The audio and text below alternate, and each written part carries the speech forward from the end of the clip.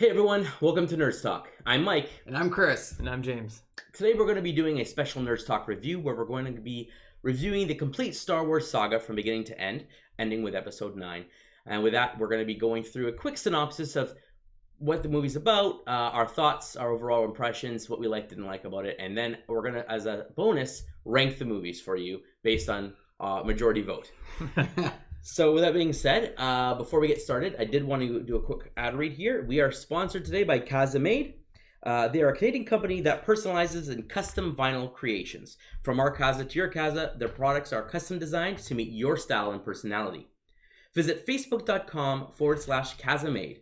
Whether you're looking for something unique for yourself or a gift for someone else, Caza has something for everyone. As you can see, they graciously were enough to allow us to get some Star Wars design mugs. Yeah. And you can get that and more at facebook.com/CazaMade. So with that, let's get started. So why don't we just do a quick, a spoiler-free general impressions of, did you like it or did you not like episode 1? So I came out of it saying I liked it because I wanted to fool myself, I think. Okay. Because it says Star Wars on it. It was something new. It hadn't, what was the last one, 15 years since episode 6 to when they released episode 1, something around there. So I was like, oh, it's going to be good. It's going to be good. So I went in there thinking it was good. I came out forcing myself to think it was good. And then years later, I came to the conclusion that it wasn't as good as I'm pretending it to be. Okay. What about you, James? I was more on the skeptical side, or I didn't like it so much right off the bat. Okay. Just some of the characters and some of the things I found irritated me a bit. Fair. That's all. Yeah.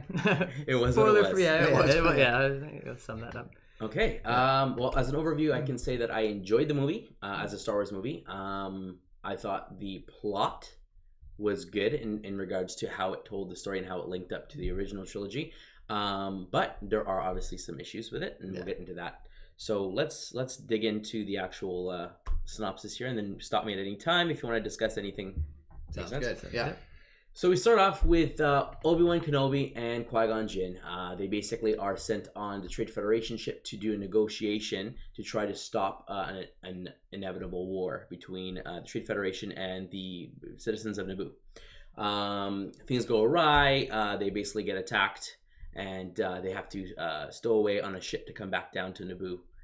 Amidst a bunch of battle droids that they secretly find out that they're amassing an army. Yeah.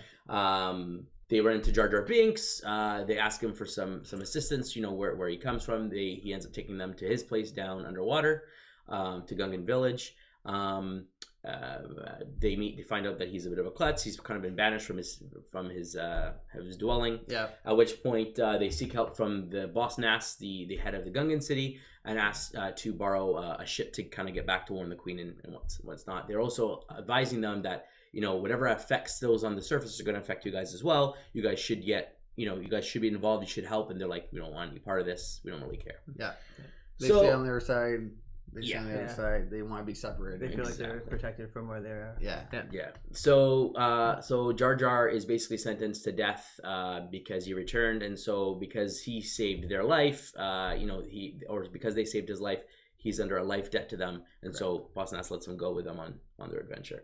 So they take off. At this point, I think we had some flashbacks already about Naboo, right? About Queen and stuff. Do you recall that? I think they've already officially kind of flashback to kind of show what's happening, that they're trying to get them to sign a treaty. They don't want to sign a treaty. This is before the Jedi arrive, of course. Yeah. So they know that they've been invaded. Yeah. Yeah, their signal blocked originally and then officially invaded. And then, so they're trying to force the Queen to sign the treaty that she doesn't want to sign. That's right. So Qui-Gon and Obi-Wan, after a bunch of underwater sea creatures start eating each other and almost eat them, they escape and make it to the palace, at which point they see that it is officially under control of the Trade Federation and the battle droids. Yeah. So they sneak out, they go rescue the Queen, and basically try to escape on a... what kind of ship is that, would you say? A starfighter? Yeah, cargo ship of some sort, yeah. So they escape, trying to get out. On their way out, due to the big blockade, they get shot, you get damaged, and so they have to land. And so they decide the best place to land. I'll stop you there for one sec.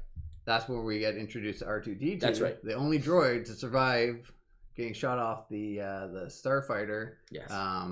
Repairing the shield. That's which right. is the only way that they got through the blockade. That's correct. So he's introduced. He saves the day, and he, the queen asks, like, "Who is this?" R2D2. The filthy mouth. Yes. R2D2. Absolutely. So so we're introduced to him. So they go. They decide that they're going to land on Tatooine, despite the royal guards, not wanting to go there. They said it's better for us to go to a place that's not in control by the Trade Federation. Better to go where someone's not looking for you. Yeah. So they land. They find out it's run by Jabba the Hutt. Gangsters. Yeah. Gangsters, and they're arguing it at first, but then Qui-Gon says it's better than they're not looking for the Queen, so it's better than being with the Federation colony. Absolutely. Planet. So what happens here? So they land on Tatooine. The Queen orders that her handmaiden go with them on their Qui-Gon's basically going to try to find parts to fix the ship to get out of there. Yep. Padme gets sent along with him, R2D2, Jar Jar, and Qui-Gon to find parts. They end up in a junk dealer's shop, Watto, who has a little slave named Anakin, Anakin Skywalker.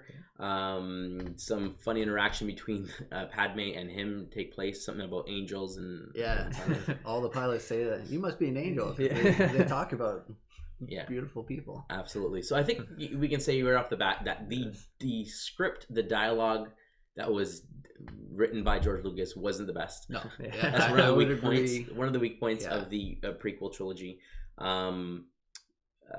But again, I think the story beats as we kind of get forward I think do a good job in fulfilling whatever story he's trying to tell.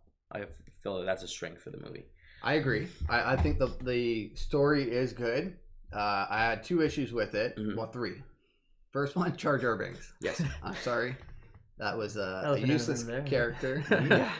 I wanted to get it out there first before everyone else said it. Well, I know that his intentions were to get more kids involved in Star Wars, so that he wanted someone like that to kind of make it fun for them. Yeah.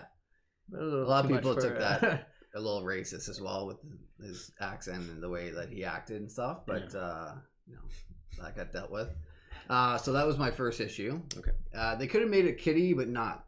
They took it overboard, I think. My second issue is the dialogue. So the lines that they were reading, the way that they did it. I know it's later on, but I hate sand and all these. There's so many. But that's not in this movie. No, but later on. But there's so many lines that are just people poke fun at it all the time because of that.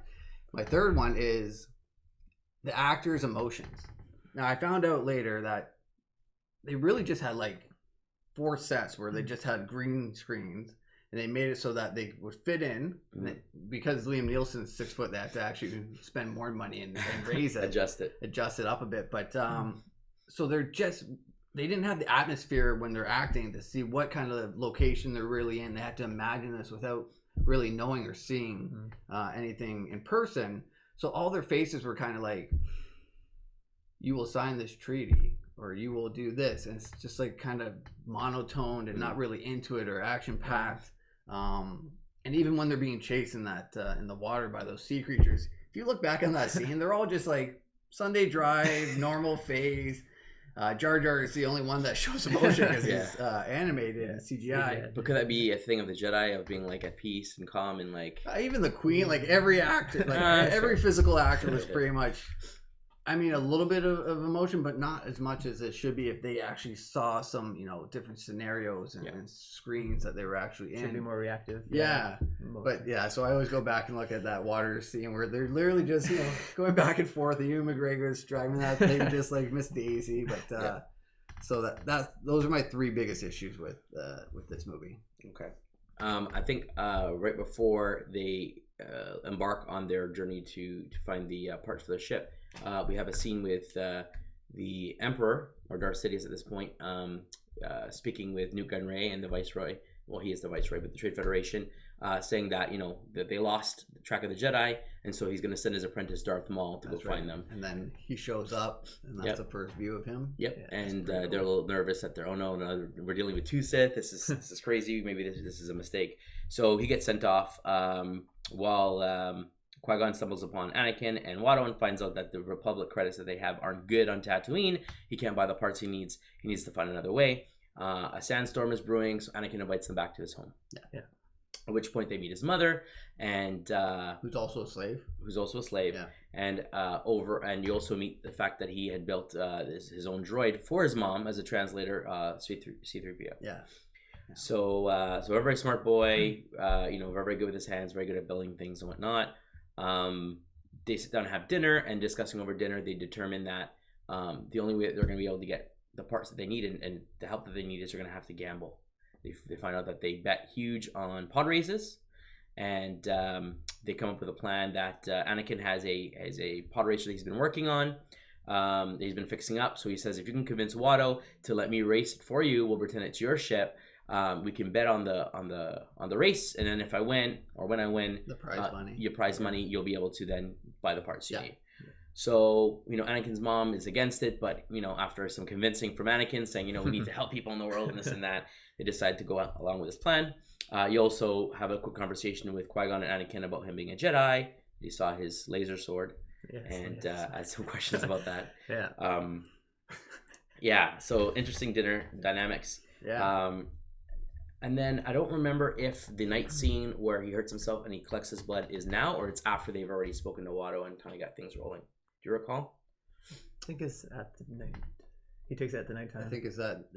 So it's before they go to see Watto. Yeah. So he's outside, whatever. I guess. Oh, they're working on the pod, fixing it up, and whatnot. Yeah. And anyways, he hurts himself or whatever, and Qui-Gon's like fixing him up, pricks his finger, gets some blood.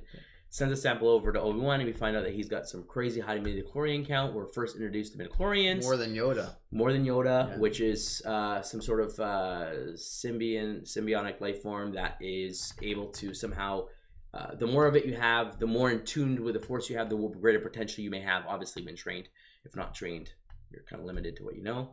So we get introduced to this new aspect, and then the next day happens, and we're taken to the races. So we know that they meet up with Watto.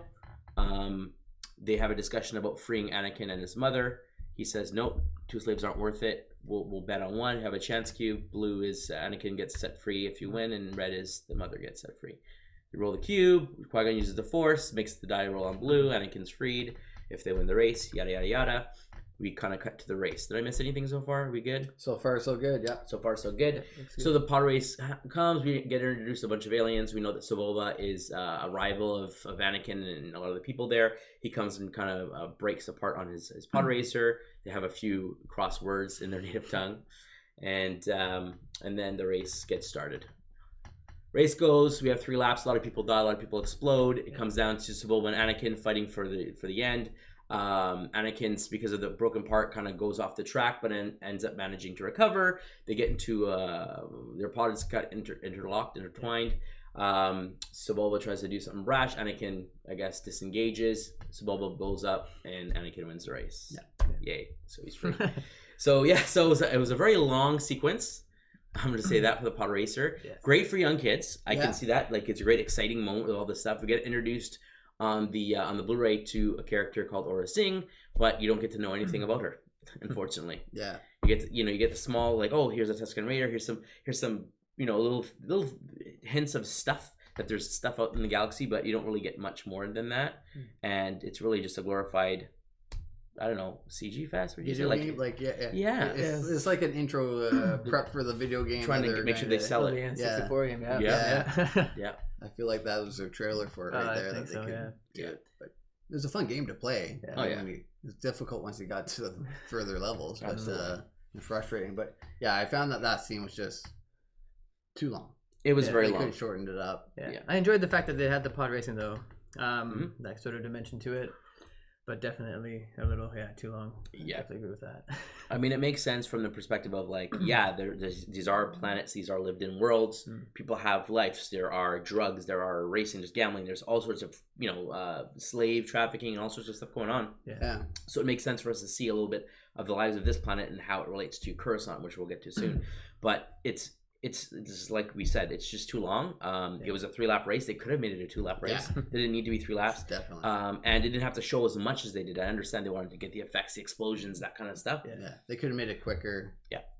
And definitely. But when you're talking about like showing the gambling and the drugs and the the alcohol and all that stuff, it's very political as well. This movie. It is. I think the prequels were designed that way. Yeah, the whole prequels are very politically driven and kind of showing a background of what it's all about for the politics and that.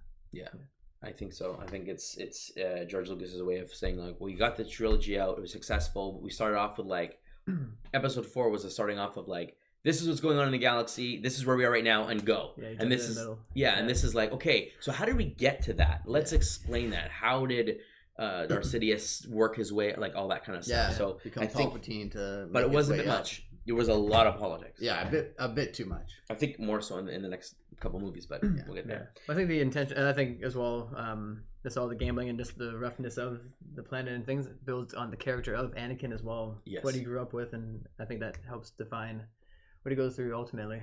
Yeah, and I think again, destined for, when we get through all the movies, I think again, if you tie up the prequel trilogy as one big story, from start to finish, I think it explains his character development pretty well. Yeah, despite the script not being the best for him, I think the plot points definitely ingrain. Like, okay, this makes sense. This is why you get angry. This is why he turns. This is it makes it for me. It definitely had the time and pacing to make sense for when he finally falls. So I think that was good from that perspective. Yeah. Definitely. Okay, so we won the race. So they win. They're basically heading off, with their winnings and stuff. Qui-Gon tells Obi-Wan to install the parts. So he's going back for someone. Obi-Wan makes a snide comment of, why are we picking up another pathetic life form? He seems to be a little bit more.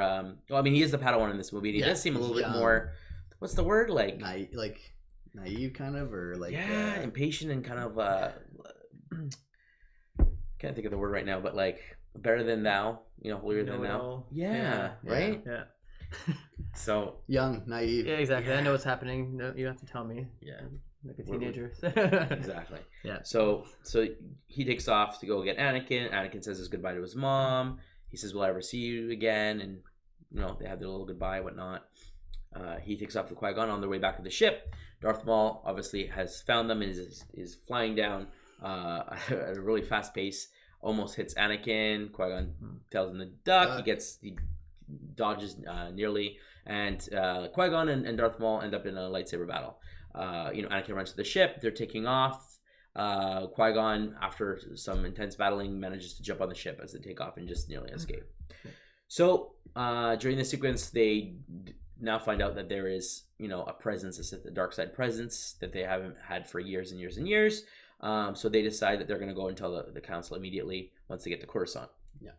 On the ship, there's a quick chit chat between Padme and Anakin again about it being cold in space and like him carving something for her. He gives it to her in the plane, right? The necklace thing. At this point in space. I don't remember. Or was it on the? He gives her a little card. He gives her a little necklace that he made for her. I thought it was, or maybe that's later on in the movie. Yeah, I'm thinking when he's gonna go get trained, he gives it to her as his last name. Anyhow, so they have a quick interaction, whatever. Again, just trying to lay the foundation. That's pretty much just planting the seed of what's going to come. Yeah, in the next few movies, which is a little creepy when you think about it. But how old are they in this movie? So she's 14 and he's 9. Yeah, 9 and 14. So it's not so bad. But it looks the way she's so much taller. Like it looks that bad. Like it looks like she's so much older than he is. Yes. And she's a queen, right? So you got that pedigree, the way that she's dressing, and then there's this little kid that really looks like a street rat kind of kid and trying to hit on a queen is much older. Well, here's the thing: 5 years is not a big deal in your 20s and your 30s. It's like whatever. But when you're like 9 and 4, like especially for girls, they're much older at a younger age. Maturity wise, so it is a big difference. And even if he is at the age at 9 years old where it's like, girls are pretty and all that kind of stuff, I still kind of felt like he was a little young for that still. Like, I don't know, something about him and his character and whatever, the actor that played him just didn't feel right, but it was what it was. They had to set something up. Maybe they couldn't get an older actor to play the age that they wanted. But. Yeah. It was a little weird, but, they're just trying to plant the seed for sure for what's coming for the next 2 movies. Yeah. So they arrive at Coruscant. Qui-Gon and Obi-Wan come and face the council and explain what they had saw, and then they also talk about the kid and how they want him to get trained. And Mace Windu is all like, "What are you talking about? He's too old. This is unheard of." And then they decide, "Okay, fine, bring him before us. We'll test him." Yeah. Padme then goes and meets with Senator Palpatine, who is, I guess at this point is a Nubian advisor. He's kind of like the representative at the time for the planet Naboo. And so they meet with him, and he basically, as they're pleading for help, and the Trade Federation is saying, you have all these allegations against us. We're not planning an invasion. It's all hearsay. We need to send someone to go see if that's the case, and blah, blah, blah. Yeah. So she's already upset. She's like, I just want to go home. There's nothing I can do here. Yeah. So he suggests that she asks for a vote of no confidence, which basically means... He was always like kind of whispering in her ear, like, this is what we need to do. That person's in the Emperor's pocket. Now he's talking to the Chancellor. And, yes. And remember, and she trusts him because he represents from her planet, right? So he's like... her, if she's like the queen of the thing, he's like her, right hand man. From a government standpoint. Yeah. So he's like, this is what we need to do. Here's how we play politics. This guy's going to say this. He's actually working with the Trade Federation. So if you vote this, we can kick him out. We can vote someone else in, and then hopefully we can get the results that we want. Yeah. Obviously, he knows that there's only 3 or 4 candidates, him being one of them, and he'd be the most likely to win, which is what happens. Yeah. So he ends up becoming, what's the official word? Chancellor. Palpatine. Yeah. He gets voted in, and so the queen isn't happy with the fact that he is one of the choices, but says, okay, I guess it is what it is, kind of thing. Yeah. Anakin kind of comes up to her and wishes her goodbye because he doesn't know if he's going to see her again, because he's going to possibly go off and get tested and go train in the Jedi. He gives her he gives Padme the necklace. Correct. Sorry. Yeah. He gives the queen the necklace because Padme is on an errand. Right? That's right. So it's the queen that's there at this point. Little as the same person. Okay, so where are we? So he's being tested by Yoda and Mace Windu and whatnot, and he's able to guess everything that's on his little iPad, tablet, all the stuff. So he's definitely force sensitive, but Yoda senses some fear, some conflict in him, and decides that he's not going to be trained. He's not ready because of the potential of him, how old he is and all the experience he has. This conflict can cause him down the dark side, so they don't want to train him. Okay. Qui-Gon gets upset at this and basically says that I'm going to train him whether you like it or not, type thing. They said you can't. You already have a Padawan, and he says that he's ready. He's ready to take the trials. He's ready to become Jedi Knight. Blah blah blah. So they kind of agree to disagree. So they basically decide to go with the Queen back to Naboo. Correct. Right, to take her home. So we have Senator Palpatine is now Chancellor Palpatine. And I think that's pretty much it for the Jedi Council at this point, right? So then they're heading home to Naboo. Naboo, yeah. Everything else is on Naboo. All right, so they head off to Naboo to take the Queen home. And whilst doing this, obviously because the Trade Federation is under control, they have to kind of sneak their way in. They're trying to get everyone out. And they're trying to capture the Viceroy to make him sign a treaty of their choice and whatnot. Correct. So on the way to the palace, they get into some battles. Qui-Gon and Obi-Wan get to show off the lightsaber moves a little bit more. They're in the hangar of Starship hangar, doing a battle. The doors open and Darth Maul is standing there before them. Yeah. So they say, "We'll take care of this. You guys go." Whatever. The Queen says, "We'll take the long way around." Whatever. He tells Anakin to stay here, stay in the starship. So he sits in there. R2's in there with him, and away they go. So as Obi-Wan and Qui-Gon are starting to face down this Darth Maul, some of the starfighters are taken off to go attack the Trade Federation, I guess, main ship. Yeah. And Anakin's ship, being on autopilot, starts to drive and head off. And on his way out, he starts to kill some droidekas. Yeah. As they're attacking Padme and whatnot, and so they can get out. So we have 3 things going on. We have Anakin that's leaving the planet, heading off to space. We have Padme and her royal guards heading down the hallway, trying to get up to the throne room to capture Viceroy. And then we have Qui-Gon and Obi-Wan face off against Darth Maul. Yep. We have an epic battle ensue between Darth Maul, Obi-Wan, and Qui-Gon. One of the best parts of the movie. Yeah. Absolutely. Duel of the Fates. Excellent music. I thought it was phenomenal. Got to show some force powers. Got to show some really cool acrobatics. The Queen gets captured, gets taken to the throne room because she has the decoy. They fake out the Viceroy. They get him at gunpoint and, we got you. Yeah. Give up, blah, blah, blah. Anakin goes off into space. And because he's on autopilot, some of his brethren, I guess, are getting attacked. So he asks R2 to take him off autopilot. He ends up getting into the Trade Federation, landing inside. His ship overheats. While he's trying to get his ship started again, he inadvertently ends up shooting some missiles, which take out the central, battery or whatever, main power core. Destroys the ship within. I totally skipped the whole section. Padme actually, when they first get to Naboo, decide to go meet the Gungans, ask for aid. They need their army right, to help that's stand right. up against the That's where she reveals Federation. herself. Yeah, That's when she reveals herself as the headman. That's right. So they go meet them. They say we're no better than you. We're humble. You are equals. Blah blah blah. So the Gungans agree to help them. So they're having a battle on the surface with the battle droids. They're having this crazy battle with Jar Jar. With Jar Jar, yeah. Yeah. So when Anakin knocks out the ship in the space, the power goes off. All the droids stop working, and so the Gungans win the battle there. Yeah. And then again, we cut through to this awesome battle between Darth Maul, Obi-Wan, and Qui-Gon. You can see it 2 or 3 times where they're kind of lightsaber locked. They're at a standstill with Darth Maul. Darth Maul uses the Force, and it always affects Obi-Wan, but not Qui-Gon. And I think it's, again, that Padawan master dynamic. Yeah. He's not fully trained yet. So at one point, I don't know if he does like a Force blindness or something like that, but Obi-Wan kind of gets taken aback. Then he's able to knock him or push him or kick him. I can't remember off. I think he kicks him off onto the other ledge. To another level, while him and Qui-Gon are fighting through to get through some sort of a force field stuff. All right, let's go here. You get through some sort of laser force fields where Obi-Wan, as he's running to catch up, gets stuck behind one, Qui-Gon's behind one, and Maul's behind one. As they all open up, Qui-Gon and Maul go on head to head, have an awesome fight. Yes. He ends up getting impaled to the stomach. Yeah. He dies. Obi-Wan is just not himself. Watching it. He's stuck absolutely angry and upset. Yeah. He lets out a scream of horror. And then as Darth Maul comes back, and of course Darth Maul is like enjoying this, you can see in Obi-Wan's face, like he is angry, he is seething. And the rumor and speculation is at this point he actually is using his anger to fight Maul, and that's why he's able to beat him, break his lightsaber in half, and kick him, and do some things like that before getting knocked off and falling into a pit. But yeah, great scene. As all hope's lost, Darth Maul kicks the lightsaber down the pit.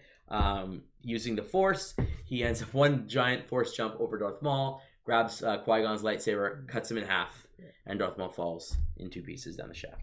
So everyone saves the day. So 2 is dead. 2 is dead. Yeah, so he falls down. So great scene. By far, like I love the fight, love the choreography. I thought this was, for me, Star Wars is about the Jedi, the Force, the lightsabers. That's what I go watch Star Wars for. I know some people love the starfighter, the airplane, spaceships areas. Some people like the soldiers, the battle at the war between rebels and Empire and whatnot. Yeah. But for me, it's all about the Force and the Jedi.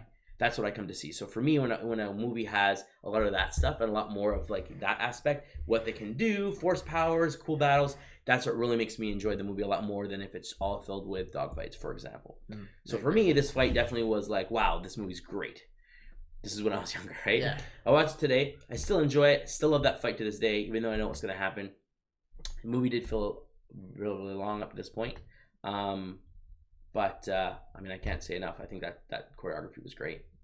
I agree. Yeah, definitely one of the best parts of the movie.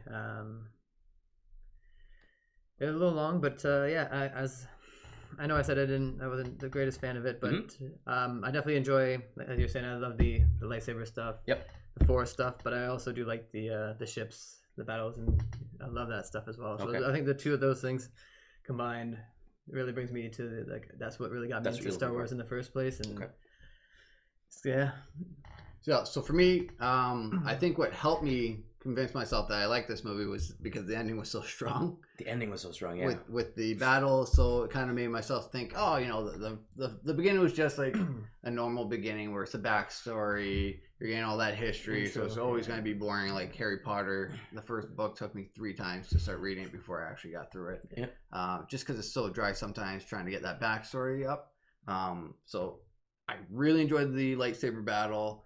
The ship battle was okay. I find somehow it's always someone shooting the inside of a ship. The bad guy's ship too. That's the only way that they can destroy absolutely the bad guy's ships, but it works. But yeah, really enjoyed it. I remember thinking when I was in the theater, wow, they really got good in the lightsaber battles at the beginning, and then they just went downhill later on when they got older.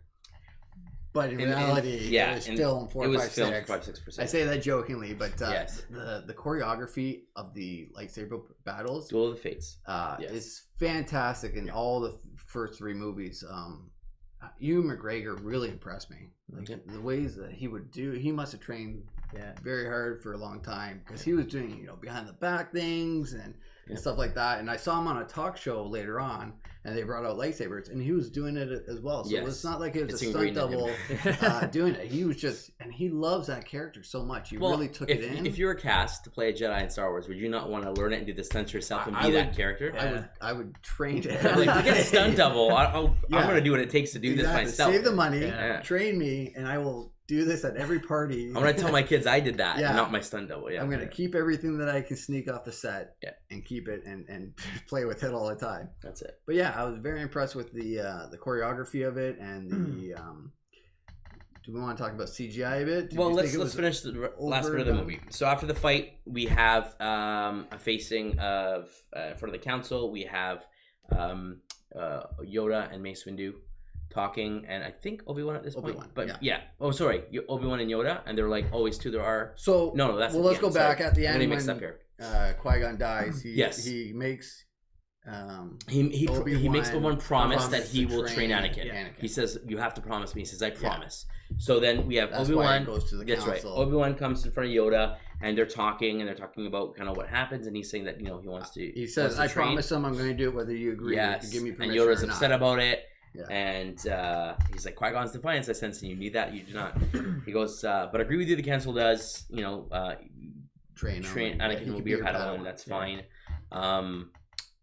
So at behest of the best judgment of the council, Obi-Wan's going to be the teacher to Anakin, and he's become a Jedi Knight at this point. Yeah. Okay. Then we kind of cut over to the funeral scene where they're burning Qui-Gon's body. We have all the Jedi Council there. We have the Queen. We have Chancellor Palpatine. We have a whole bunch of people there, and we have Mace Windu kind of speaking to Yoda and saying always two there are, a master and apprentice. He says, well, which did we kill, the master or the apprentice? And then we kind of get this foreboding zoom out of Chancellor Palpatine's face wearing the hood because of in mourning, and it looks like Darth Sidious. Yeah. So we all get that little Easter egg of like, master's still out there. And then we have this big celebration parade. Yay, Gungans are equals. They come do a parade. They get presented by the Queen this orb. It looks like what are those? The science static block. Yeah, where you touch your finger and the lightning goes to it. I was like, wow, that's really cool. They had those.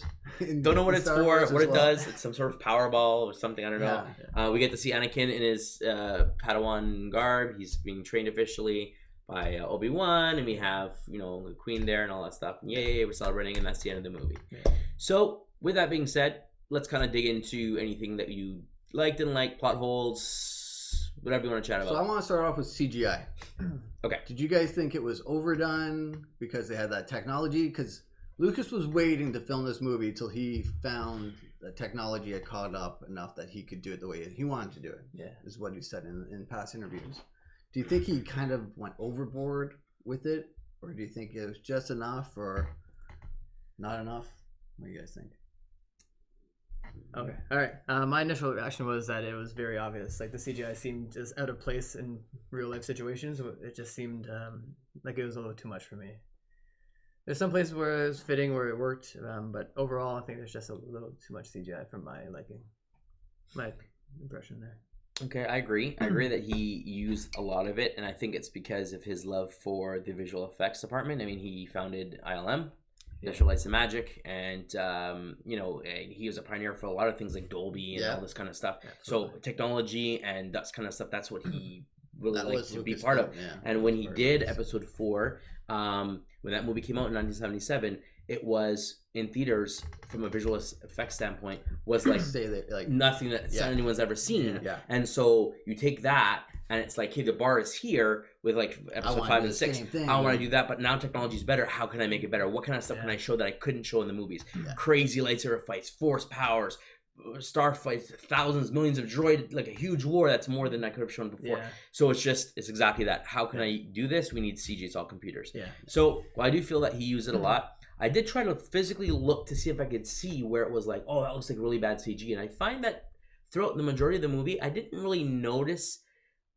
I get a lot of complaints about how bad the CG was. And, well, I know where I'm looking at CG versus looking at a real actor, a practical effect. Yeah. I kind of felt like it wasn't as bad as it's been made out to be from a visual standpoint. A lot of people crap. It was used a lot more than it needed to be, especially when the originals were practical, like all the time. Models and stuff like that. So I get it, but I don't think it was as bad. Now, I mean, if you look at the CG on that movie now compared to some CG movies that are out now in theaters, there is a big difference. You've come a long way. Yeah. Fair. Oh, for sure. But for the time, I mean, I watched it on Blu-ray and I was watching it and I'm like, I didn't see anything. There was in a couple other movies that I saw where I could put out, that's bad, that's bad, that's bad. I didn't notice too much in the first one. Yeah, I agree. I agree. I agree with you guys that it was maybe used a little bit too much, but that he probably wanted to set that bar like he did in 77 when he did episode 4. Yes. Trying to make it the best possible technology that's available to him at that time and trying to use it to the best of his ability. Yes. Yeah, capitalize on that. Yeah. Absolutely. Yeah. And I couldn't also tell. I was like, oh, that's a green screen for sure, or this is that. Like you can tell when he's using it, but it's not. It wasn't crappy CGI that way. Like people are trying to make it out to. In my head, I was like, don't just crap on this movie the whole time. There were good parts on it, but a lot of people are just like, no, this is garbage compared to every other. Yeah, and I think it's that initial impression of if you saw it in the theater when it first came out and you had the originals in your mind, then it's like, this is nothing like the originals. A lot of people got upset. But if you watch it today, like I've sat down and I've watched every single movie with my son, he's loved them all. Yeah. He's never complained about anything. And these are long movies. These are 2.5, 3 hour movies in some cases. And he sat down and watched through it all. Yeah. So as far as like fading interest, as far as like being engaged, George Lucas's target audience for Star Wars was, what was it, 7, 8 years old? Like it was the younger child generation. It just turns out that a lot of us grew up and are continue loving it as much as the next generation of kids. Yeah. So we kind of feel ownership over it, like it's our stuff. But with that being said, I still think, script aside, and we'll get to that, lines aside, I think that the story was good. Yes, I can't argue with that. Yeah, built a solid foundation of where they went. Yeah, absolutely. I can agree with that. Okay. Yeah. So I guess we just jump into the elephant in the room. So the script, the dialogue, everything that George Lucas wrote for the actors to say, and some of the lines were kind of. See, for George Lucas, I find he has a vision. He has a large vision. He can't really narrow it down for line to line. He should have shared that with a team and gotten them to write the script a bit better than what he is. This is the plot. Write the script. And then if he wants to review it and be like, I don't like this, but let someone else change it do to this. I want this kind of feeling, or I want it to go more this way. Have it that way, but have a team under him actually that are used to, and their forte is writing. And how to get it out so it's not sounding cheesy or crappy. I don't want to say lazy. Like it seemed sometimes it was like, oh, okay, really, just that's what you want to say. It's like he couldn't figure out how he wanted to transition from this part to the next part, so he was just trying to fill in the little things with some lines, and then go that way. Okay. Okay. So we knock against that. We said plot was pretty good. We didn't like the CG. We didn't like the usage of CG with how much it was used compared to practical effects. Correct. Okay. What about character and character development? I was a huge fan of Darth Maul. Okay. Huge fan. As soon as I saw it from the very get-go, the first time I saw it, I love this character. I want to be him for Halloween. Like I wanted to dress up as him. Yeah. Double lightsaber. Like it's just something completely new. All you've seen before that was the single lightsaber, right? So it's just it was something new. For sure. How do they top it? So character-wise, he was my favorite by far. Even though he only had 3 lines in the movie? I know. That's the one thing I didn't like. In the theaters, did he even have lines? Or did they add it in the theater, I think he had 1 line, but in the Blu-ray, he has 3. Yeah, they added a few more in the Blu-ray. They cut him out. And that's the one thing I didn't like is that how quickly they got rid of him as well, right? How quickly his part was. Yeah. From when you see him. I would have liked him into episode 2 or something like that. A little more. He barely gets away or something like that, and then he's still part of the story. Yeah. It's like bringing in a character in a TV show just for them to die off. Like it's Yeah. Seems. I also love Darth Maul. I bought the when I was a kid the double lightsaber. I'm sure I hit you a few times with it. I still have it to this day. My kids hit me with it now, so it's payback karma. Yeah. But just the way he looked, something different. The double lightsaber, we've never seen that before. It was always single lightsabers, different colors. Always red for Sith. Evil, blue for good. I mean, the original trilogy there wasn't green until the 6, so it was blue and red. Blue and red, that was it. And then to see the double lightsaber, and then it's like, whoa, Yeah. How do you top that? Yeah. So that was fantastic. I wasn't sure about Obi-Wan in this movie. He was young, cocky, didn't really have like a. Who would you say is the main character in this movie? Qui-Gon, I would say, from the perspective of like, you get some seeds of like, he is butting heads with the council. He's not on the council for reasons because, and Obi-Wan has a conversation. It's like, if you just listen to them and agree with them more, you'd be on the council. And he's kind of like, but you know, like think with your head, like it's not just about what the crowd is saying. Like there's like, even he suspected that they weren't all as holier than thou as they should have been. That there was some stuff kind of going on that he wasn't agreed to, politics, if you will. Yeah. That there were some issues with, they weren't perfect. And so because of this, you know, he butted heads with them and he had his own way of doing things. Some would say that he's the first almost gray Jedi from the perspective of like not really light, not really dark, just kind of like in the middle. Yeah. And that kind of passed off some of that onto Obi-Wan, I think, especially after his death. Yeah. Yeah. It kind of really hit him. Absolutely. Traditional, Jedi Knights, I think he had that other dimension. Yeah, because I had a hard time really figuring out at the beginning who's the story really about.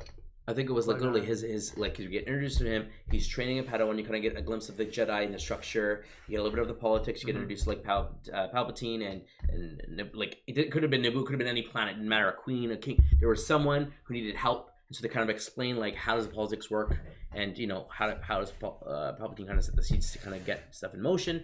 And then, of course, we need to introduce Anakin because the prequels are, I mean, the saga itself is about the Skywalkers, right? Yeah. So it's but he's only introduced halfway through the movie. Yeah. Right? Tatooine. So we have Qui-Gon up until then. He's teaching Obi-Wan. He's butting heads. You kind of see their way of life. And yet, as the Jedis would kind of not hold attachments and stuff like that, and you see that in Qui-Gon, you also see kind of like Obi-Wan kind of saying like, well, why are we doing this? Why are we picking up this life form? Why are we? And he's kind of like going his own way, kind of like, you know, this is the way the Jedis want us to be, but this is the way I am going to be, and you know. So I think it's kind of his story from that perspective, as well as setting the groundwork for everything else. Yeah, I would agree. Which is what the conclusion I pretty much came to. Yeah. Served his purpose, and then even at the end he died. You think, okay, he's dead, he's gone. No, he still had that line of like, promise you're gonna train Anakin, he's the chosen one. Like he was the one who discovered him, he's the one who found him.